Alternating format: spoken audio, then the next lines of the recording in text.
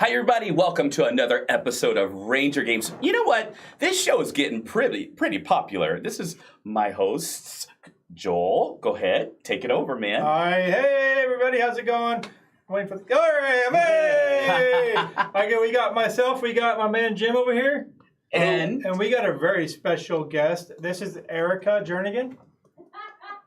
Wow. Eric Jernigan. Yeah, luckily the sound popped off. I was wondering how that was. You can't hear me right next to you? Everybody, you're going to find out very soon that they know each other, okay? In a great, in a great way. Sorry, Eric. Yeah. Hey, guys, if you are a veteran, this is the show for you. If you are a friend of a veteran, this is the show for you. If you are currently in the military and you are going to be a veteran, this is the show for you. And if you're a family member of a loved one who is a part of our military service, this is the show for you. We are absolutely glad you're here to join us for our number 5 show. And we're just going to jump right into it, gentlemen. As a matter of fact, with the first question, Eric, my goodness, would you give us a brief history of your time in service? Sure. Yeah, so 87. In 87, I joined the Army. I thought... Is that 18 or 19? Saying don't listen. Jeez. Fired. No, so I joined in 1987, and I did what every typical person going into the military would do at that time. I actually dropped out of high school, got my GED, then showed up to the recruiter's office, got a really high score on my ASVAB, and I said, well, here I am, Nice. and just thinking that they would be all over that idea. And, I told them I want to be in the infantry. That's what I want to do. And I figured no one wants to be in the infantry. I want to be in the infantry. I got a high score, and so I've got my choice of everything. As it turned out at the time, if you don't have high school, they didn't want to touch you at all. I was radioactive to them. And so what they did do is find a job that required a high score and nobody wanted, which was MOS 13 November Lance Missile Crew Member. It's like the Pershing missile, except it has a hand crank to elevate the missile into the air. No ascot in a bunker or anything like that. It was just everything. So your first job was to wind a crank? The missile was older than I was. And Did you have to wind up the rubber bands? It was pretty close to that. We had to put the fins on. Put the fins on. Yeah, I mean it was pretty comical, honestly. You might know what he's talking about. I don't know what you're talking about. Yeah, I don't remember how big the thing was, but it was it was like a Scud, pretty it was a nuclear missile made for potential war in Germany, and that was the first job because they said, hey, you're going to have to take this. And so in reality, my whole job in life, my mission in life was to become a Green Beret. And I thought that's why I wanted to go in the infantry. And I thought, oh, crap, I got to be a Lance and Missile Crew member. Well, no, that's fine. And plus, I was in Germany. That was great. But I did try out for Special Forces. I made it through SFAS, the selection course that they had. And I went to Fort Bragg and Fort Sam Houston as Special Forces medic training. Medic. Yeah, well, the thing is about that, Special Forces medic course is like this unimaginably inhumane course that I've ever heard of. You ever get the Go Labs? I never got to Go Lab. Never got to Go Lab. But so the thing is that this is like an 18-month school, and I remember hearing people. New instructors coming in, Right. And I heard them talking to each other. It's like they'd never been there. They're just looking at the curriculum. They said, are you kidding me? This is stuff that you get from your third year of med school. Why are you teaching these guys this? And it was that, so it was that kind of atmosphere. It was really intense. not really a great environment for a high school dropout. So didn't make it. They said, Hey, I was a high school dropout. I made it to med school. well, I'm just saying. I mean, well, I knew what you're talking about. I mean, because I don't see any goats around here. So. there are plenty of those in Afghanistan, but we didn't operate on. We ate them. But the very different kind of operation. I didn't know that was an option. You paid for it. You get to buy the goat. And sometimes you wonder if some of the drivers may have hit some of the animals on purpose so they could have dinner that night. Because if you hit a cow or a goat, well, more like a goat over there, you have to pay the owner of the goat. They pay for it, but you get to keep the goat. And so target destroyed. I could hear my producer there cracking herself up on these audio. But I do remember. I mean, like as a medic, you could do your limitations are basically only on what the doctor above you that signs off on it limits you to. At one point, I remember in Afghanistan, I helped partake in a they had amputated a guy's leg, and I was holding the leg up while they were doing the sutures and stuff on it. So I was able to go in and do stuff like that in the surgery room. So you're only limited to basically. Now, granted, I was just holding a leg up, but whatever. It's still. I partook in an amputation. It's experience, Yeah, and so Successful. yes, mission was definitely successful. Well, in kind of a morbid sort of way, I guess. Anyways, so that's what I was trying to say. I lost my train of thought. Well, you're started on goats, and Man down. but so that whole time, so between these two different courses, they did things different back then. Also, so they had this part of Special Forces is this thing called the STAR exam, which is like the land navigation course from pure hell. And what makes it hell isn't that gigantic mountains or anything else like that. It's just imagine a roughly flat forest, and with lots of thorny gullies everywhere. You're not allowed to use the roads for navigation. You can cross them, but that's it. And so it's very easy to get lost in that kind of environment. And anyway, so what they did is they'd send people through this expensive training first, and then they would send everyone to the final tactical training courses. And eventually, after getting out of Afghanistan, I went. They put me in the weapons course. So they figured, well, we don't trust you with our goats. Maybe we can trust you with a Carl Gustav.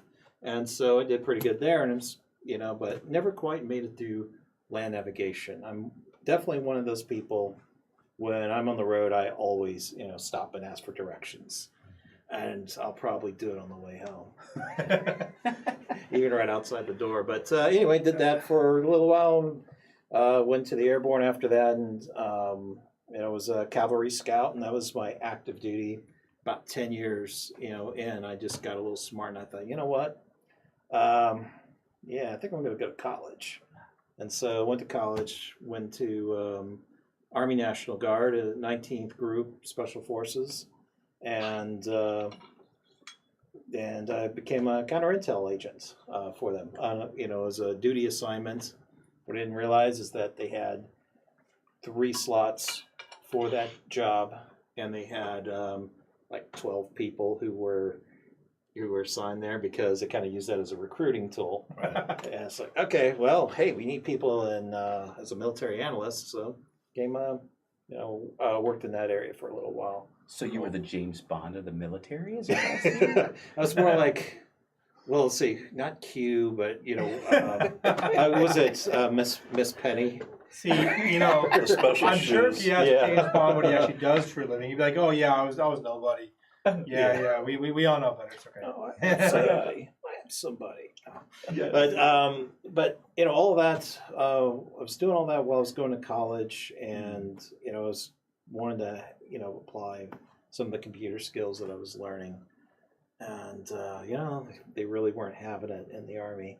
Mm-hmm. But shortly after that, 9/11 happened, and I was one of the guys that were in the airports with machine guns. And I did that for about like 8 months. Yep. And, that was a really sobering time. I've been overseas before. I've been deployed, a bunch of different places, but, everything just became more real during that time. Working with Salt Lake PD, and this is also during the Olympics. All that was going on. So working on all these different federal agencies. So my time before that almost seemed like playtime in a sense, because I knew that if I go overseas, I could get messed up, but it's kind of a thing you go to and then you come back. Whereas it just seemed like the front lines were in our backyards. And so we just had a very, a really, sober time, during that period. The front lines were in your backyard. We want to come back to that. We're going to stop just for a second for a sponsor. Mayor Sean Drinkwine and his wife also have a small business in Estacada called Whitney Signs. You will want something definitely that they can provide, from making signs to making cars. I don't know why it's not working, but later when you have a minute, there's a question that's a really good one that somebody wanted to ask the guys. Awesome. So you know what we're going to do is we're going to take that question right now. Hey, let me see here. Hold on. She said, is training nowadays easier or harder than back in the day? And also, how does technology differ today than it did back then? Well, I don't think you have to crank missiles anymore, do you? That's a good question.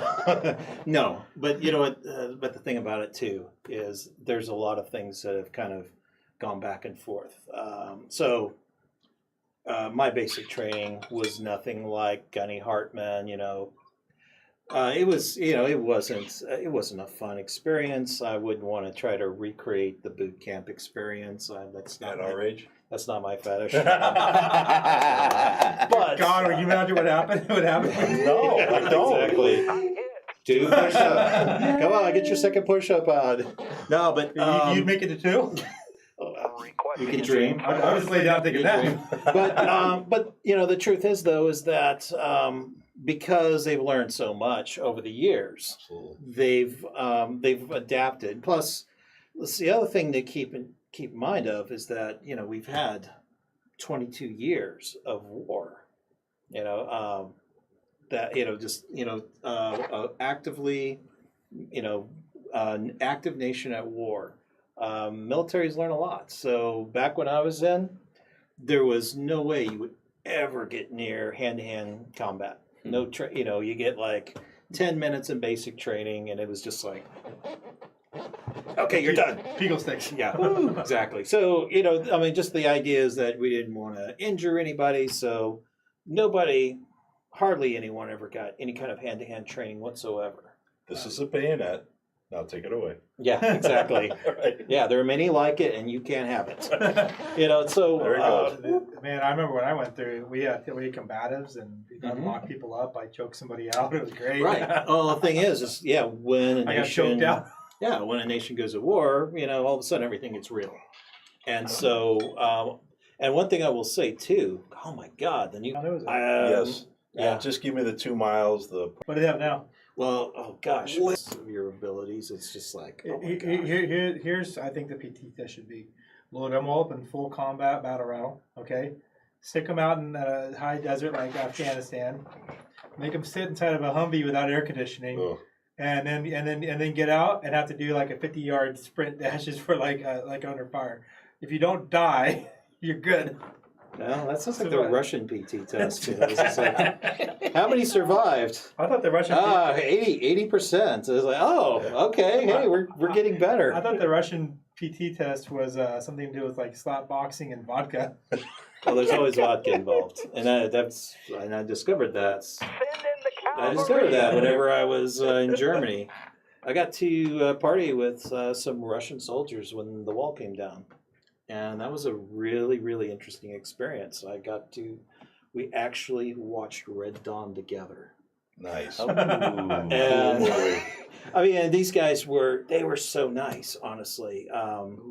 But it was really crazy, so we were just wondering, hey, so what happens to everyone when this is all done with?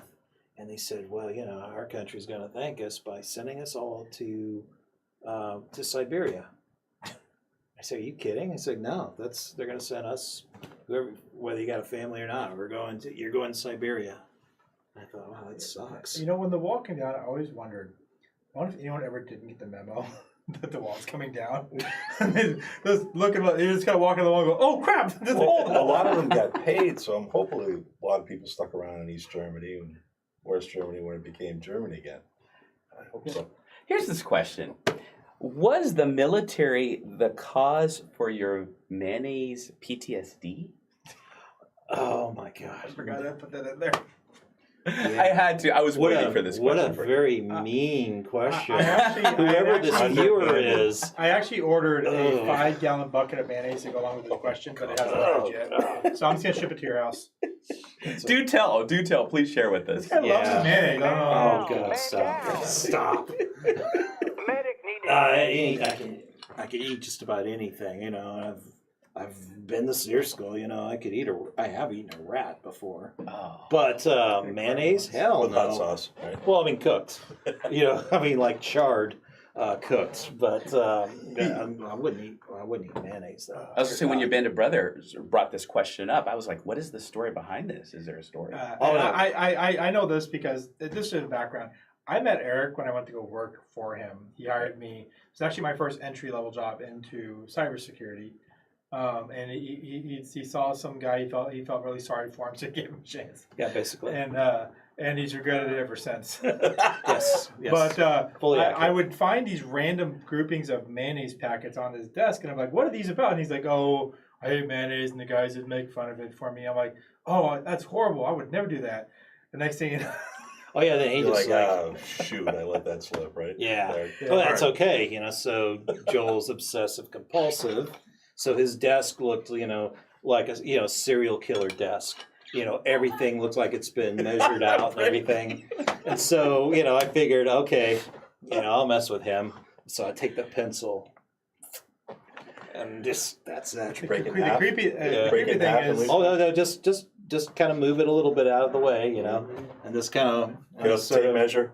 listen to the other Moved cube. Eric moved it again. Oh my word. So Yeah. you're the cause of my COVID. Yeah, that was me. Oh man, yeah. So we had some interesting times there, and there. Well, at least when we were in the office, and then COVID hit and everything, we went to working from home, and haven't stopped with that since. So Yeah. I mean, but actually though, that was, I'll tell you, I don't know about you, but I still get so much more done working at home.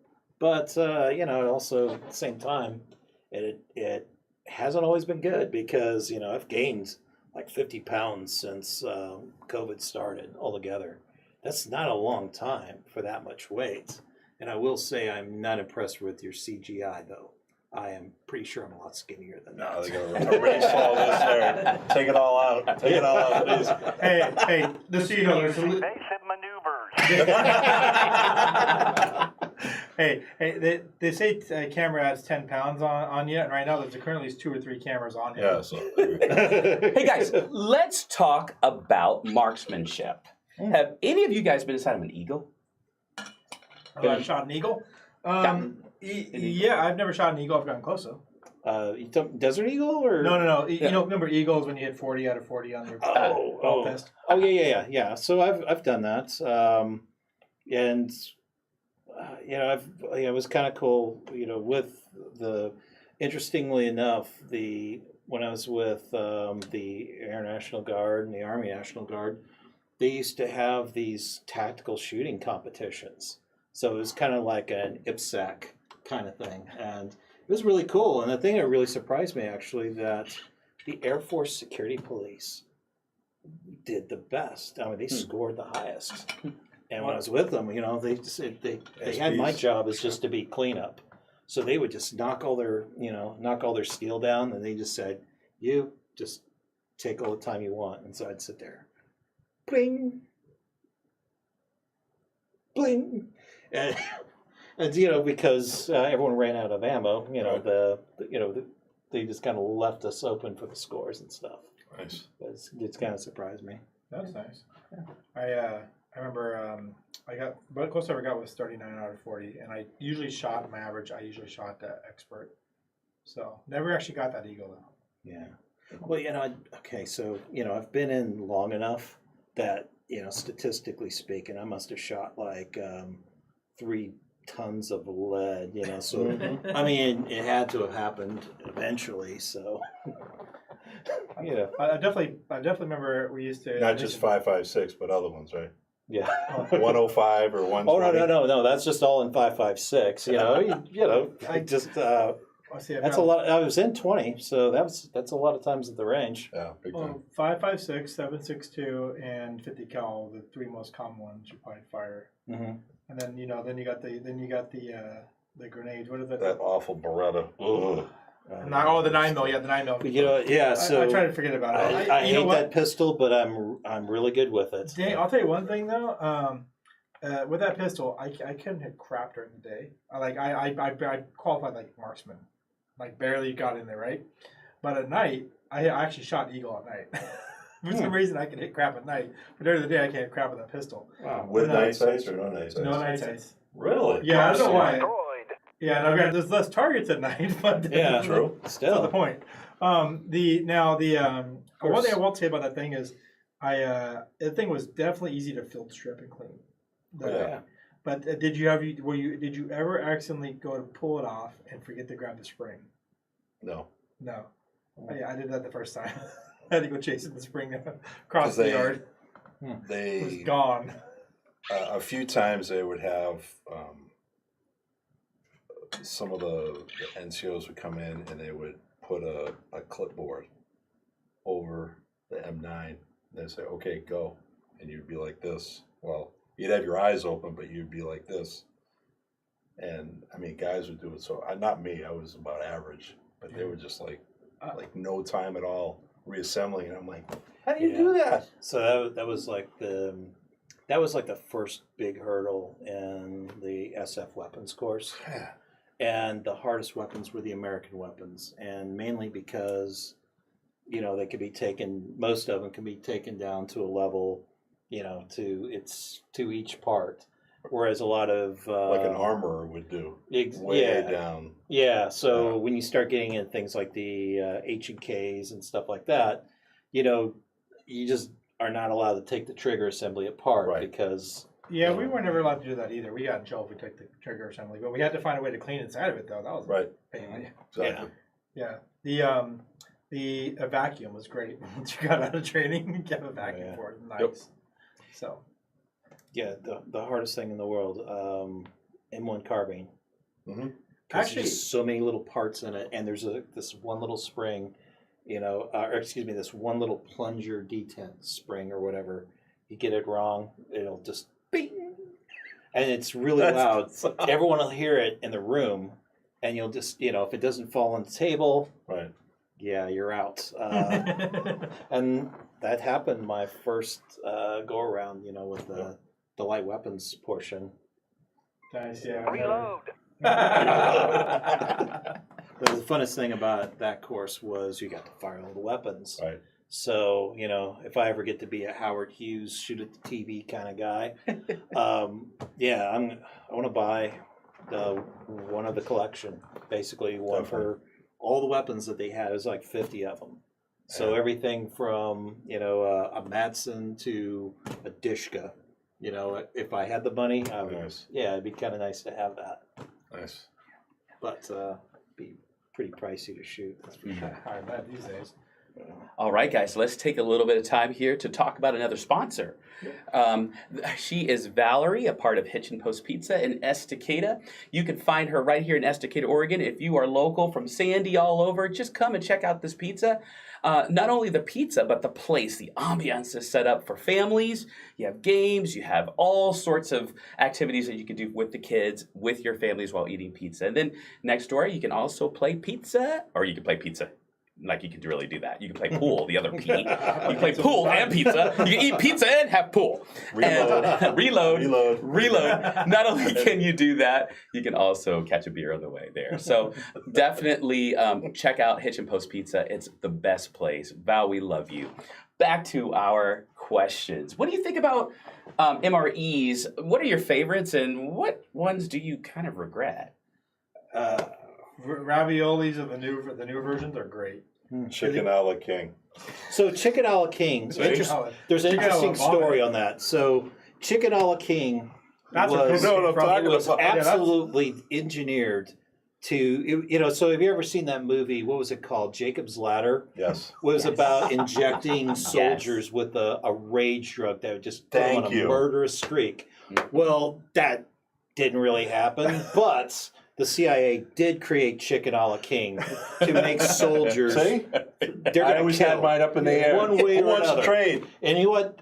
Luckily, there's always one person who likes that stuff. But like you said, because it never, it never had any of the good candy, it never had any good accessories, and and so in Germany they had these.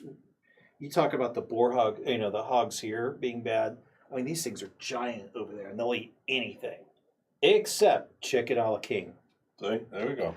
I mean, you dump chicken a la king on the ground, they'll go after everything else. They'll eat part of a tire if it's left out. But the chicken a la king would be like, I'm a vegan. I remember the MREs came in. I think it was like 3 or 4 cases, A, B, and C, and it was I believe it was number 9, and B is where you would, if you got case B and you're the one handing them out, you would find a way to hand everything out, but number 9, because that was the ravioli. The ravioli had all the good stuff in it. It had the brownie. It had the raviolis. It had like some sort of applesauce or pear or something, really good stuff. In the ravioli? Yeah, in the ravioli one. In? No, in the large bag. In the bag. Okay. Separate. Yeah, so in the bag. Course, Just and then all the other stuff. Okay. So just for those who don't know, the MREs are the meal ready to eat. They come in. Usually, you have a main course. You have usually 40. Yeah, I can picture that.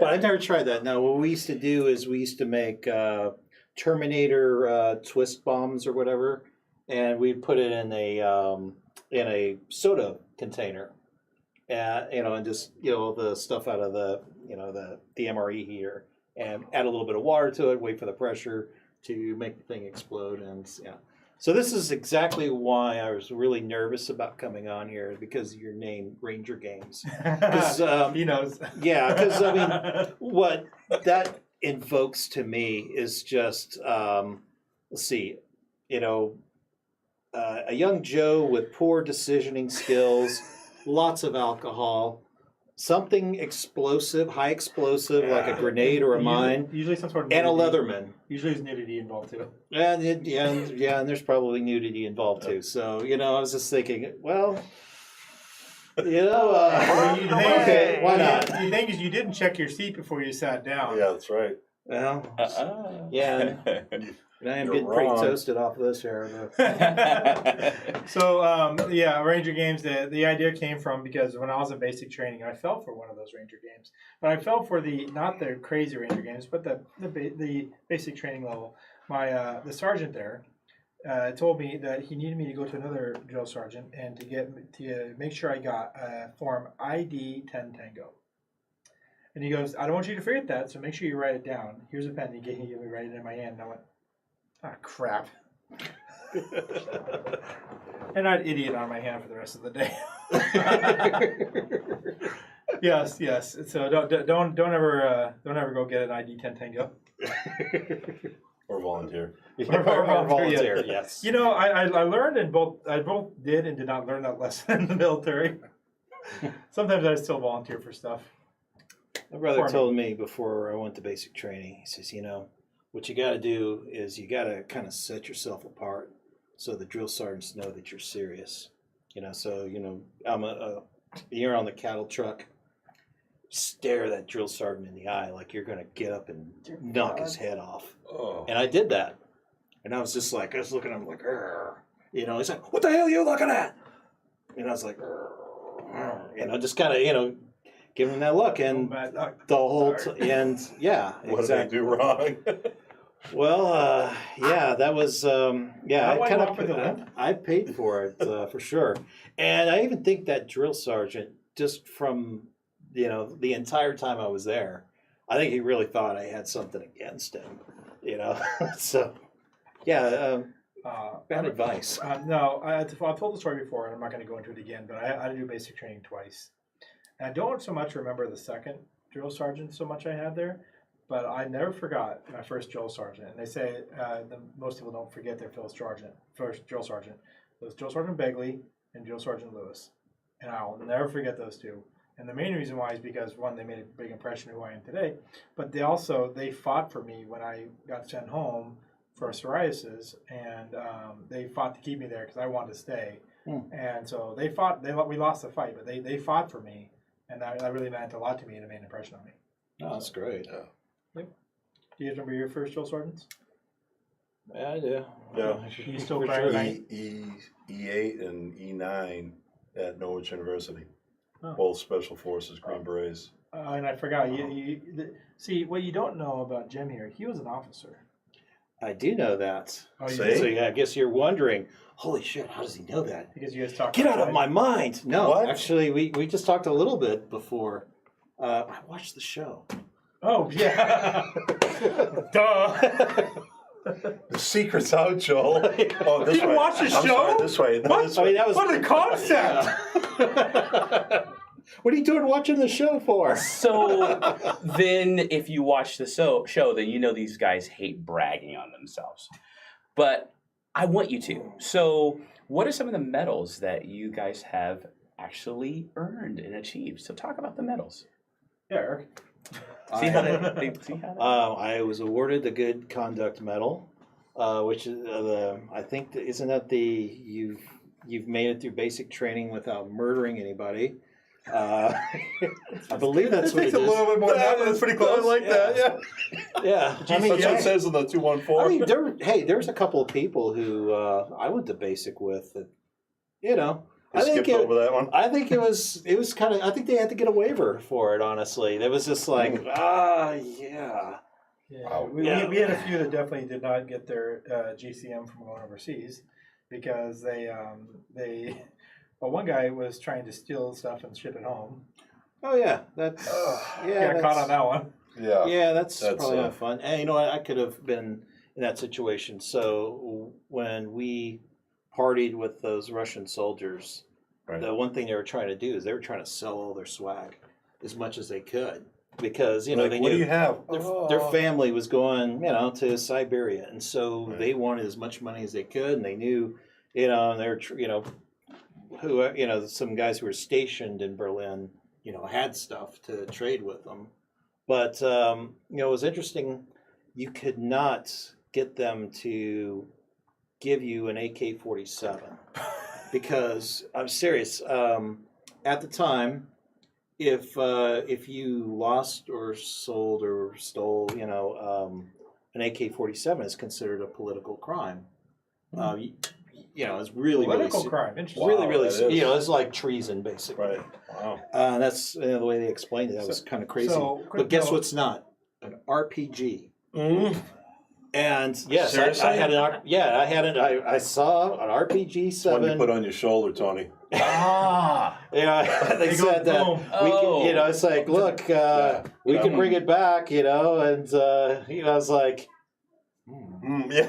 I mean, no. Yeah. But how would I get it back to the States, and what happens if I do? Oh, look what I found. Yeah, it's like, it fell off a truck. Darn. Yeah. And I don't even know how that would affect, So- if that's allowed in deer hunting or not. I wish they would have that much. Like if you lose a weapon, they'd have that much accountability here in the U.S. Yeah. Because I'm kind of curious what the charge would be on Biden right now for the $80 billion with the equipment left in Afghanistan. Oh, jeez. Yeah. Yeah. That's, yeah. Yeah. Anyways. Good. Sorry, I couldn't help myself. Yeah. that's- Fully operational Right. equipment. Yes. Yeah. I mean, imagine if you Roger that. if you were a a combat zone and you left your weapon. Oh yeah. I feel like if you weren't even in a combat zone, you were back in the U.S. side, and you wouldn't have your weapon in your hand, or you God help if you lost your weapon or even a piece of your weapon. Yep. It was an Article 15, if not a court martial. Oh yeah. Bam. Immediately done. A pair of night vision goggles. Yes. Oh, $2,500 or something like that. They take Everyone in pay too. everyone in the entire division would be out. And we're talking about losing night vision goggles in Beverly Hills. If we went to visit Beverly Hills and you had your night vision goggles and you lost them there, chances are Al Qaeda's not going to get them, but that wouldn't stop the entire division from going rock to rock. Is it there? No. Do you know what I want to? Mostly. When I came back, I had a few pieces of equipment I couldn't turn back in because I lost them or they got damaged or whatever. Right. So I was charged as a soldier for those because if you lose your equipment at the end, you don't check off every box. You get charged for it. I got charged like $600 or something. I think it was like a helmet or something got misplaced or something. Anyways, so I had to pay the stuff back. I want a refund because if they can leave that much stuff over there, why am I paying for a few freaking items back here in the U.S.? Good question. I think every soldier should get a refund for like the last decade or two. They had to pay for their equipment. I just remember it was such a big deal. The shovel was when it became. Tool. Well, I mean, in a tank. Oh yeah. And they were like, well, it's okay because we can find one over here. But okay, well, how much is it going to cost? Because I need one for the, tank number 4. I mean, Right.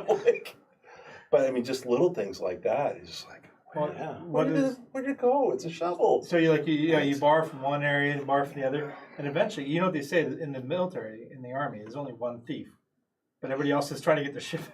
Yeah, that's true.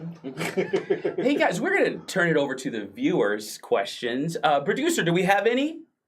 Yes, we do. First one is, what's the one thing from training or being in this service that you wish everyone could experience that isn't in the service? So everyone that's not in the service, what do you wish that they could experience or know from being in training or being in service? Sorry, I have the hiccups. Discipline. Yeah. First thing comes to mind, discipline. You know what? Definitely. Being on time. You know what? I'm guilty of not doing that anymore. But you've experienced it. 15 minutes, yeah. So, you know what I mean? Yeah. 15 minutes early is on time. And when you were doing all that, you were on time. Yes. Or you paid the price. Yeah, God help you if you're late to You were formation. pushing all the way to China, right? Mm-hmm. I'll tell you, the one thing I do kind of wish, in the States, we're kind of inward focused a little bit. I'll tell you, the thing that I learned, one of the things that I did, that I took away, especially from when I flunked the Q course, was learning about cultures, other countries. And, it wasn't like just the basic bare minimum that you might see, like a briefing before you go overseas. There was a real emphasis on working with the local population, learning about their culture.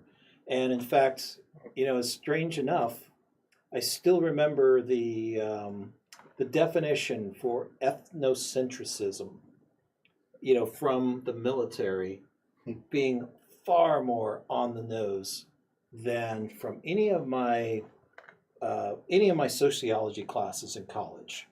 Sociology college was that ethnocentrism means that your culture is superior to others. Right. And it's like, no, that's bullshit. It's that your culture is normal. So for example, Our culture ain't normal anymore.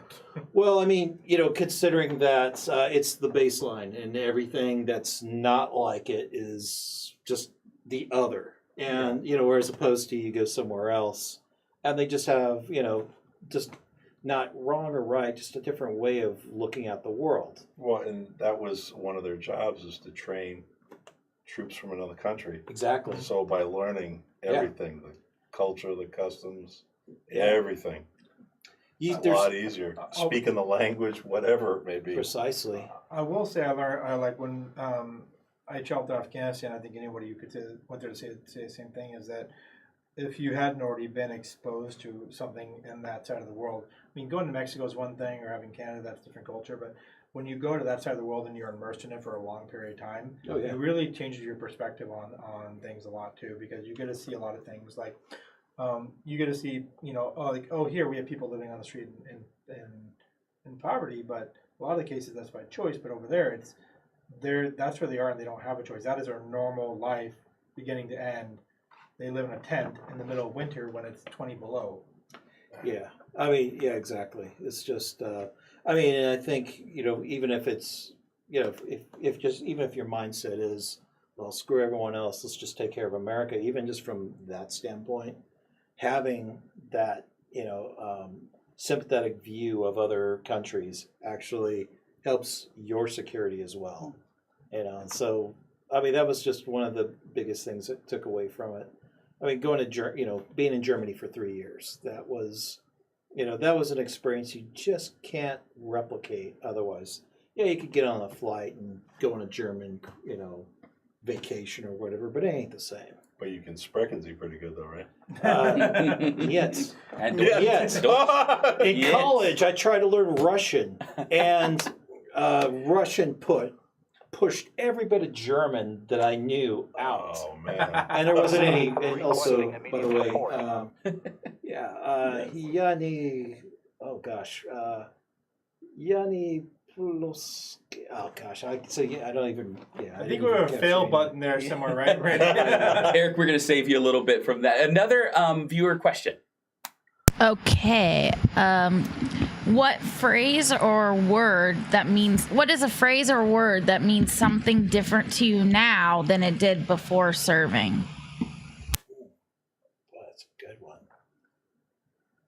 Well, I'll tell you, I guess, thank you for your service. That's, Definitely. it's a very loaded question, very loaded statement. It can be something that could almost be an insult depending on the entire context of how it's said, or it could be something truly profound, and so, I don't care whoever says it to me, I always, just assume they're saying it from a place of heart. Right. And, Same here. And try to honor Being them for that. sincere, or their mom or dad served, or Exactly. I mean, We talked about that the last show and another show beyond that, as a matter of fact. So that's interesting that you brought that up. Good point. Good point. I think one there before you wrap up here is Roger. Yeah.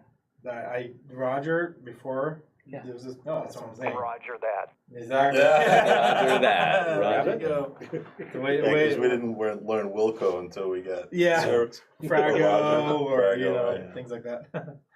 Frago is a change in an op order, or an op order. That's another thing too. An operations And order, good God on the acronyms too. Yeah. Military loves your acronyms.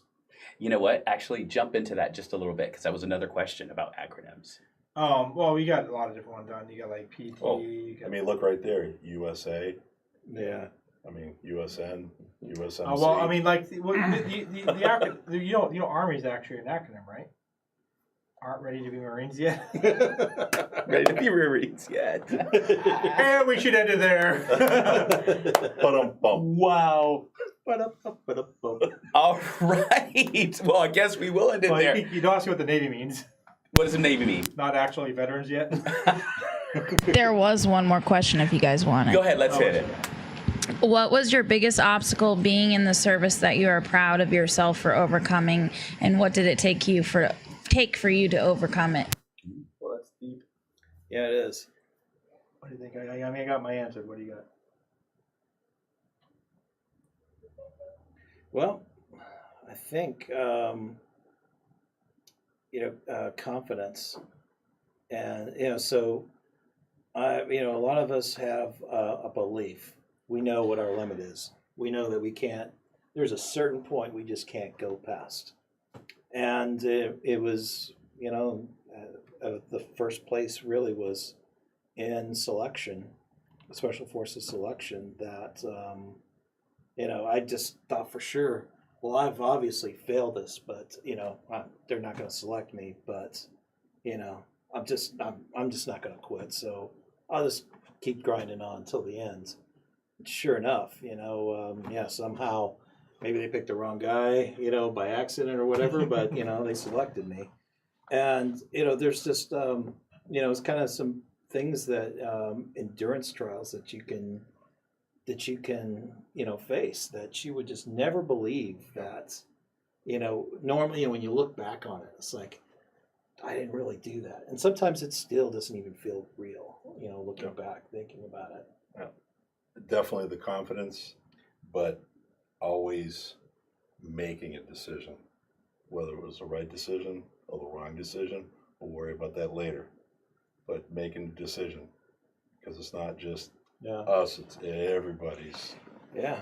And that was always something like, oh, okay, don't put any more weight on us. Right. Okay. Yeah. But I mean, it just became second nature, and you see the troops respond to it, and it was a good feeling when everything would come out together, whether it was a night op or whatever. Okay, nobody got hurt, everybody's good. Now we sleep, do it the next day. Or even when everything goes south, it's just knowing that, having the confidence that, not trying to overuse the word, but just knowing that that whoever's making that decision, that they've, especially, you get put in charge for a little while and you get a good taste of it, but knowing the kind of weight that they're facing, to come up with that decision, and it's scary to be that first one through the door kind of situation, but if you're the person who's making that decision to send somebody in, I would much rather be the guy doing the breach than being the person who would potentially make that wrong decision. To me, it just, I don't know, it weighs it just weighed a lot easier on my conscience, to be enlisted than being an officer, and I didn't try to be an officer until I got into the Air Force, but by then I was starting to get a little bit older and closer to retirement. I was like, I better not. Air Force. Yeah, mine was kind of right along with your guys' there. It's overcoming my own self-limitations, and I really, it was, and I hate to say it was early on that I kind of figured that out, and it was actually more of a physical piece of it, because while the other things weren't as big a deal, like getting through the technical things like that, it was getting through the physical piece, because I'm not exactly a specimen of human engineering, so the like the runs and the push-ups, getting to that point of exhaustion and then mentally pushing yourself beyond that's a point where I think I had the most impact and most challenge overcame, and it got me to where I could run 10 miles on a Saturday or something like that, and for spare.